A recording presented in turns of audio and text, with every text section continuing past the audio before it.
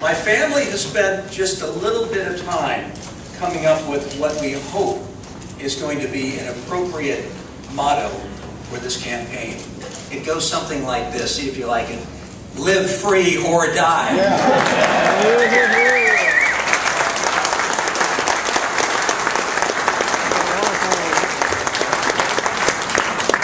Well, sorry we're a little bit late. It's always a bad sign when the airplane arrives and the pilot doesn't.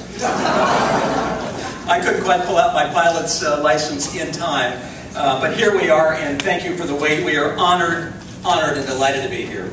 I'm John Huntsman, and let me tell you, I've been a governor of a great state. I'm a businessman. I'm a former diplomat.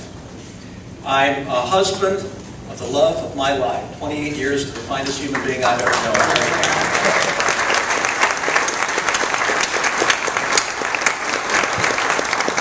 I'm a father of 7 terrific kids, all of whom are up here but one. The son of great parents who are with us here today. They are celebrating a very important anniversary, including a birthday. So a big hand to my folks over here.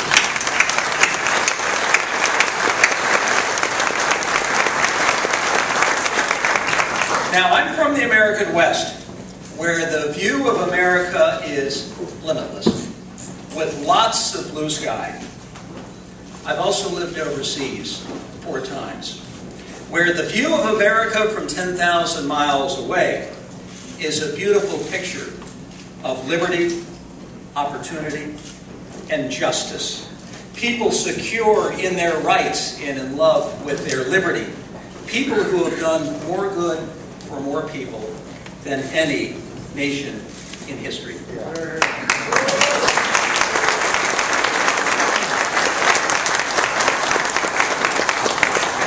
And today, I'm a candidate for the office of President of the United States of America.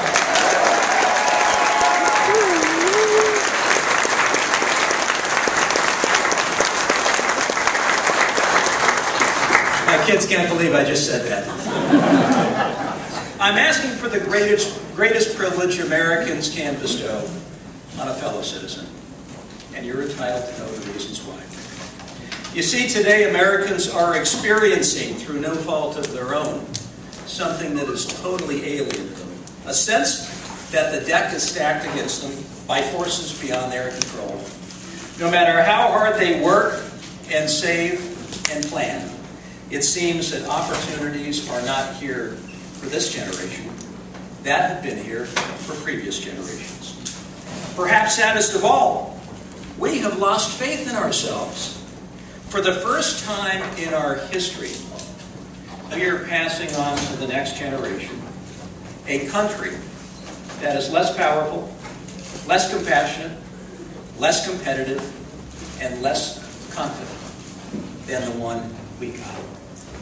And all I'm here to say is that this is totally, totally unacceptable. And this is totally un-American.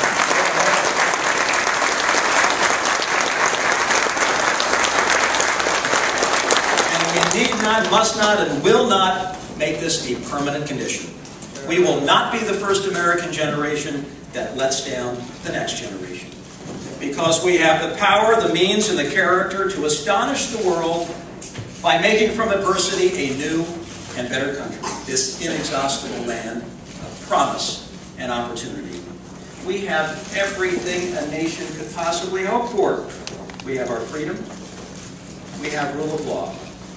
We have the longest surviving Constitution and a long abiding belief in personal responsibility. We have freedoms of speech, religion, and press. We produce 1/4 of the world's GDP. We are the most productive society on earth. We have the finest universities and colleges and the most powerful, skilled, and selfless armed forces.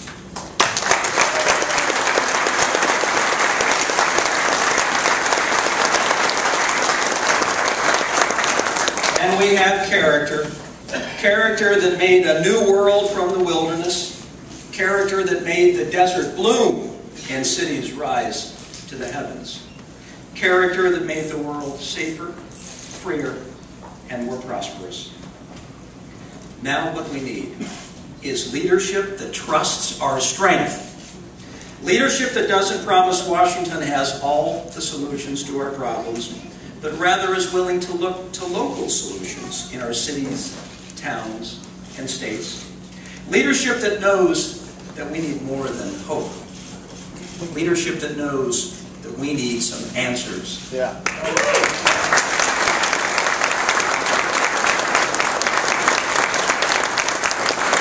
And we must make hard decisions that are necessary to avert disaster. If we don't, in less than a decade, every dollar of federal revenue will go to covering the costs of Medicare, Social Security, and interest payments on the debt.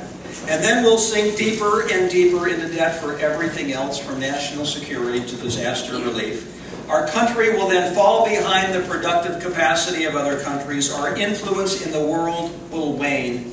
Our security will become ever more precarious. And the 21st century will then be known as the end of the American century. We cannot accept this, and we won't. That's right.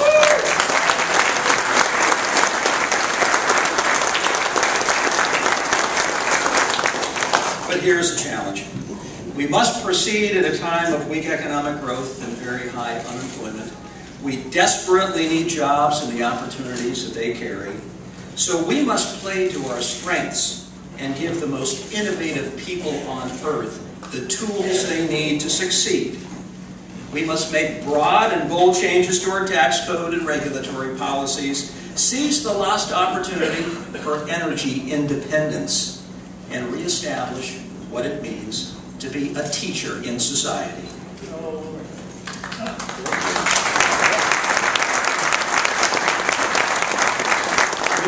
We must reignite the powerful job-creating engine of our economy, the industry, innovation, reliability, and trailblazing genius of Americans and their enterprises, and restore confidence in our people. We can and we will own the future.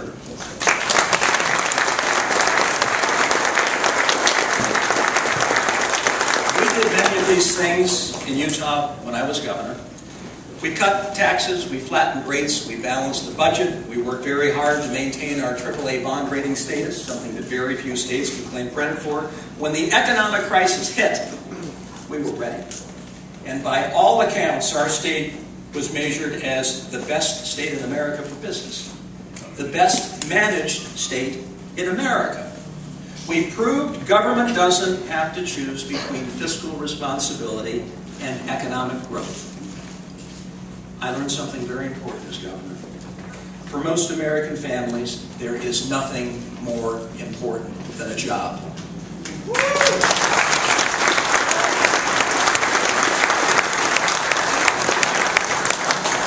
Internationally, we will lead the way, lead the world in a way that speaks to preeminence, and let us not forget that we are a nation at war.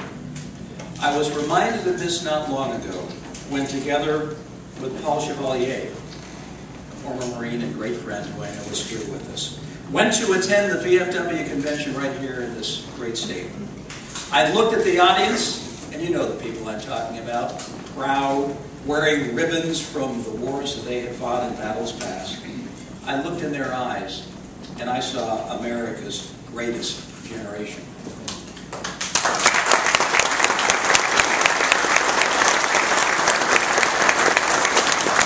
They had seen and lived through the Depression. They had seen and fought and emerged victorious after World War II, and then battles beyond. I'd be very proud of these people. We all have them in our family. I'm here to tell you that we have another one of the greatest generations coming up in this country, many of whom are wearing the uniform of the United States of America. And I'm here to tell you that they are ready as well to rebuild America just like earlier generations did. We're at war. Let us not forget. And we must manage the end of these crises without repeating past mistakes that made our engagement longer and our sacrifices greater than they should have been. It's not that we wish to disengage from the world, don't get me wrong, but rather that we believe the best long-term national security strategy is rebuilding our core right here at home.